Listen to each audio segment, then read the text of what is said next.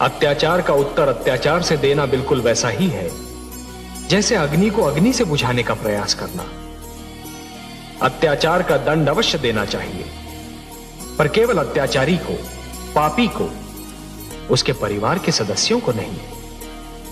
और ऐसे सदस्य को तो कदापि नहीं जिसने अभी जन्म ही न लिया हो, जिसे अपने पिता के पाप का ज्ञान ही न हो। हे कमल नयन, मेरी समझ में नहीं आ रहा कि मैं क्या करूं।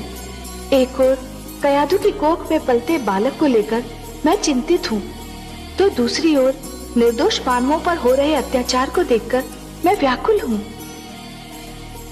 मैं आपका दुख समझता हूँ महादेवी।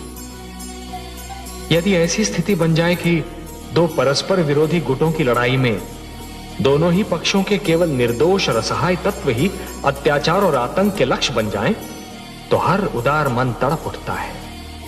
हे महादेवी, जिस प्रकार दीपक जिस अंधकार को मिटाता है, वो अंधकार उसी के नीचे जा छुपता है, उसी प्रकार कभी कभी सत्य को असत्य के नीचे और पुण्य को पाप के नीचे ही शरण मिलती है।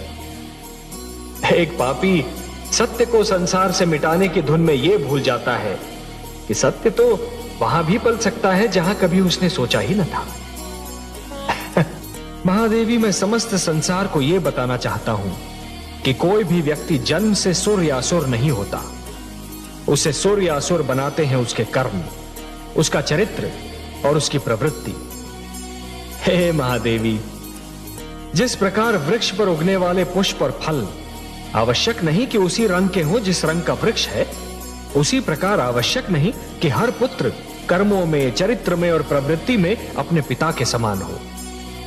यदि कोई सुर का पुत्र दुष्कर्म करेगा तो असुर कहलाएगा, और यदि कोई असुर पुत्र चरित्रवान होगा तो सुर कहलाएगा।